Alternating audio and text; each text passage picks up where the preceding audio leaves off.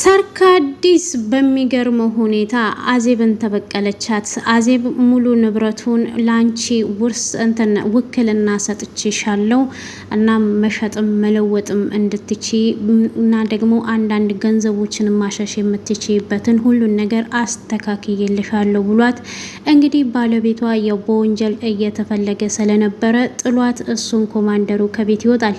እሷም ይሄንን ጊዜ እንግዲህ ቀጥታ ሰርካዲስ ጋራ ነበረ ድርድር የጀመረችው። ምክንያቱም አሁን ሙሉ ነገር ሀብታም ነኝ፣ ሁሉ ነገር አለኝ፣ ስለዚህ እየለመንኩሽ ሳይሆን እያስገደድኩሽ ነው እንድታስቢበት ብላት እሷም ውሉን ለመፈራረም ትወጣለች። እንግዲህ የናውድ እናትም እንግዲህ ቤት ከተመለሰች በኋላ ናውድ እየተንከባከባት ነበር። እናም እማዬ አንቺ ጨካኝ ነሽ፣ ለምንድን ነው እስካሁን ያልነገርሽኝ ብሎ ቢላትም እሷም እንግዲህ የደበቀችው ነገሮች ሁሉ ተስተካክለው እሷም የቀራትን እድሜ በደስታ ለመኖር እንዳሰበች ብቻ እየነገረችው ነበረ። እንግዲህ ሶሊም አዜብን አሳስራታለሁ፣ የእናቴን ህይወት እንደቀጠፈች የቆም እስር ነው፣ እስር ብቻ ሳይሆን ሞት ነው የሚገባት እያለች ትገኛለች። ሰርካዲስም በሚገርም ሁኔታ እንግዲህ እነሱ በሚደራደሯት ሰዓት እሷም በስልክ ሪከርድ እየያዘቻቸው ነበረ። ሰላም ጤና ይስጥልኝ ውድ የተከበራችሁ የቻናሌ ቤተሰቦች እንደምን ከረማችሁ? እነሆ ተወዳጁን የፋንትሽ መጨረሻን ድራማን ይዤላችሁ መጥቻለሁ። እንግዲህ በባለፈው እንደተመለከታችሁት እንግዲህ ድራማው እየተጠናቀቀው አቶ በሊሁን ኮማንደር በሊሁን እንግዲህ እየተሯሯጠ ወደ ቤት በገባ ሰዓት እንግዲህ ባለቤቱና ልጁ በጣም ተጨንቀው ወዴት ነው የሚሄደው? እሱ አሁን ከሰማ ይገለኛል እያለች እያሰበች እያለ ልጅቷም ደግሞ አንቺ ከዚህ መሄድ ነው ያለብሽ፣ ምክንያቱም በሱ እጅ ከገባሽ ብዙ ስቃይና በደል ነው የሚያደርስብሽ፣ ህግ ቢፈርድብሽ ይሻላል እያላት ነበረ።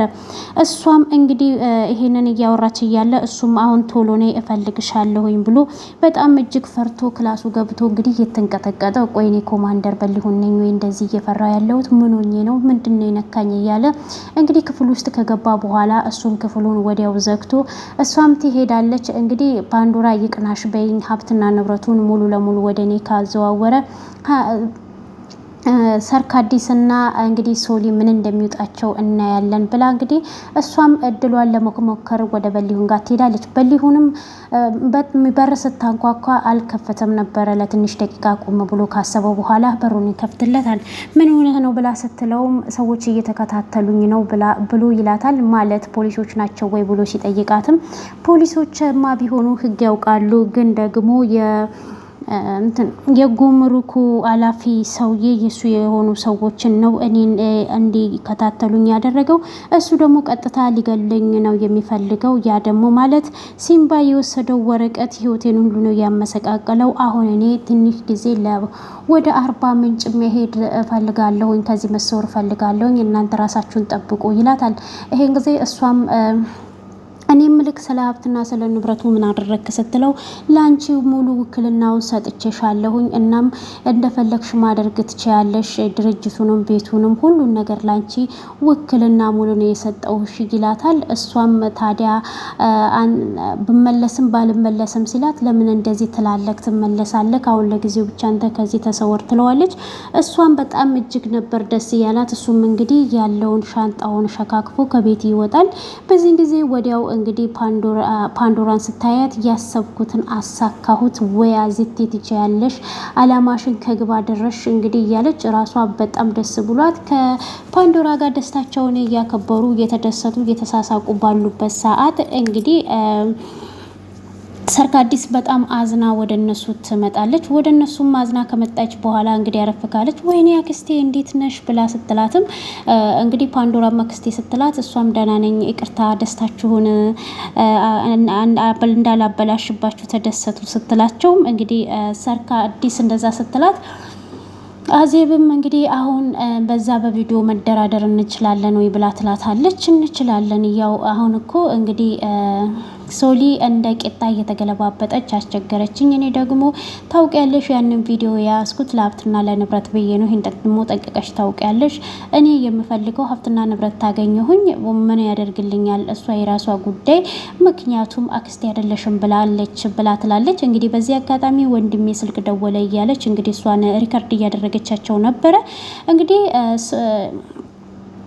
በሚገርም ሁኔታ ፓንዶራም አንቺ ለሷ ብለሽ ህይወትሽን ማበላሸት የለብሽም፣ ህይወትሽን ማስተካከል ነው ያለብሽ ትላታለች። እንግዲህ ወንድምሽ ሙሉ እክልና እንደሰጠኝ ታውቂያለሽ አይደለም ወይ ስትላት አውቃለሁ ብላ ትላታለች። እንግዲህ በሚገርም ሁኔታ እሷም በቃ እንደራደር ስትላት ማለት በቃ ግማሽ ፐርሰንቱን ከሰጠሽኝ ስትል እንግዲህ ሁለቱም ግማሽ ፐርሰንት በጣም ነው የሚበዛው፣ ለማንኛውም ሄጄ የውክልና ወረቀት በእጄ ከገባ እንነጋገራለን ትልና እንግዲህ ወይዘሮ አዜብም እንግዲህ ወደ ጠበቃው ጋር ትሄዳለች። በዚህ ሰዓት እንግዲህ እነሱ የተደረገውን ነገር አላውቀውም። እሷም እንግዲህ በጣም ደስታዋን እያከበረች ነበረ።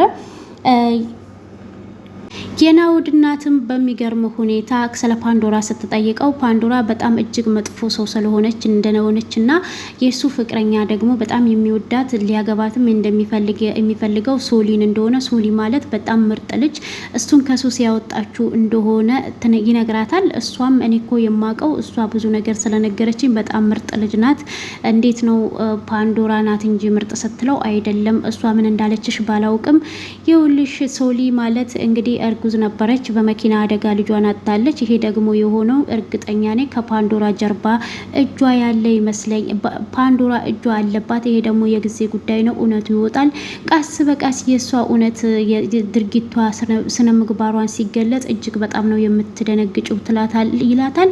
እሷም ታዲያ ማለት የሶሊ ፍቅረኛ እስር ቤት ነው ወይ የተገደለው ብላ ስትለውም አዎ በእስር ቤት ነው የተገደለው፣ ገዳውንም ነገረችሽ ወይ ብሎ ሲላትም እሷም አባቷ እንደገደለባት ነግራኛለች ብላ ትለዋለች። ይሄንን ጊዜ ልጁም ታዲያ የሚነገርና የማይነገርን ነገር እንኳን ለይታ የማታውቅ እንዴት አንድ አባቷ የሰው ነፍስ አጥፍቷል ብላ በይሄንን በግልጽ ትናገራለች ብሎ ይላታል። እሷም እንግዲህ እሺ በቃ ሶሊ የምትባለዋን ልጅ አስተዋውቀኝ፣ እኔ አንተ ብታገባም ባታገባም ሀብትና ንብረቱን ወደ አንተ ማዘዋወሬ አይቀርም ነበረ፣ ምክንያቱም የኔ ህመም እየጸናብኝ ስለሆነ የአባትንና ያንተን ቅጣት ወንጀል ፈጣሪ እየቀጣኝ እና ይሄው ቅጣቴን በአግባቡ እየተቀበልኩ ነው፣ ስለዚህ ያንን ማድረግ አይቀርም ነበረ ትለዋለች። እሱም ስለ ሀብትና ስለ ንብረት ማውራት ሽንትተሽ አንቺም አትሞችም፣ የሰው ልጅ ስላለ ብቻ አይደለም ትድኛለሽ፣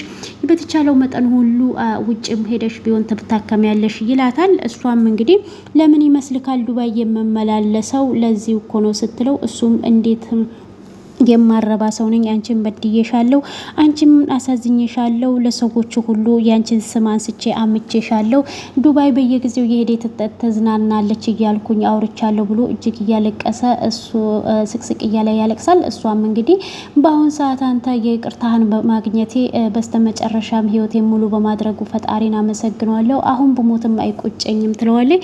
እሱ ግን በተቻለ መጠን እንደሚያድናትና በጸበልም ቢሆን የሚቻለውን ነገር እንደሚያደርግ እና ሁሌም ከጎኗ እንደሆነ እየነገራት እያስረዳት ነው። በጣም ደስ ይላል። እናትና ልጅ ያው ምንም አይነት በደል ቢበዳደሉም ቢወቃቀሱም በስተመጨረሻ አንድ በመሆናቸው እኔ እጅግ በጣም ደስ ነው ያለኝ። እሷም እንግዲህ እናቱ በጣም ነው ደስ ያላት። እንግዲህ ሶሊም ወደ ቤት ስትመለስ አክስቴ ጭራሽ እኔ እንደዚህ ሆኜ አንቺ አንጎል ውስጥ ትደብቅ ያለሽ ወይ ትላታለች። እሷም እንግዲህ በሚያሳዝን ሁኔታ ታዲያ አንቺ እኔ እኮ ያንቺን ቪዲዮሽን የያዝኩት ለሀብት ንብረት ነው ብላ የያዘችውን እንግዲህ እነ ሀዜብ ያወሩትን ሪከርድን ታሰማታለች እና ደግሞ ሙሉ ንብረቱን ወደ እነሱ እንዳዞረላት የነገረቻት ነበረ። እሷም እጅግ ደንግጣ እንዴት ይሄ ሊሆን ይችላል ብላ ትላታለች። ያን ቪዲዮ የያዘችበትን ሚስጥር ትነግራታለች። ያ ቪዲዮን ባትይዝ ኖሮ ሰርካዲስ እንግዲህ ሶሊን በህይወት እንደማያቆዩት በጣም ብዙ ችግሮች እንደሚፈጠርባት እያስረዳቻት ያንን ድምፁ ስታሰማት እጅግ በጣም ትናደዳለች። በስተመጨረሻ ግን ሙሉ ውክልናውን ለአዜብ እየሰጠ እያለ ፍርሚያ ብቻ ሲቀረው ለወንድሟ ደውላ እንግዲህ ለኮማንደር አንዴ ያን ስለዛ ቪዲዮ ሚስጥር ማወቅ ትችላለህ ወይ ብዬው እንግዲህ እሱም ኢንተርኔትን ክፈትና የምልክልን ቪዲዮ ተመልከት አልኩት። እሱም እንግዲህ ያን ቪዲዮ ካየ በኋላ አዜብን አንቆ ቢገላት ግንባሯን ብሎ ተኩሶ ቢገላት በጣም ደስተኛ ነበረ። ነገር ግን ለህይወቱ ሰለሳሳ ነው ብሎ እጅግ ነበር እየደነገጠው የተናደደው እና ሙሉ ውክልናውን ላንቺ ነው የሰጠሽ ትላታለች። እሷም በዚህ ብትደሰትም ግን አዜብ እናቴን ገላብኛለች፣ የእጇን ማግኘት አለባት፣ እናቴን እንደደፋቻት እንግዲህ ፓንዶራን እናቷን ነቅጠዋ የፓንዶራን እናት ነቅጣለው በልጅነቴ እንዴት እንዳሰቃየችኝ እያለ ትገኛለች። እንግዲህ በዚህ መካከልም እነሱም ለፋንትሽ ስልክ ይደውሉና ፋንትሽም ወደ ቤት እንድትመለስ እያደረጉ ነው። ፋንትሽ ህይወቷ ግን በጣም ነው የሚከብደው። ምክንያቱም ኮማንደር አሁን በሷ ምክንያት እየተሰቃየ ስላለ በስተመጨረሻ ላይ ወደዛ ቤት ብትመለስ ሌላ ችግር እንደሚፈጠርባታል ብዬ ነው የማስበው። እንግዲህ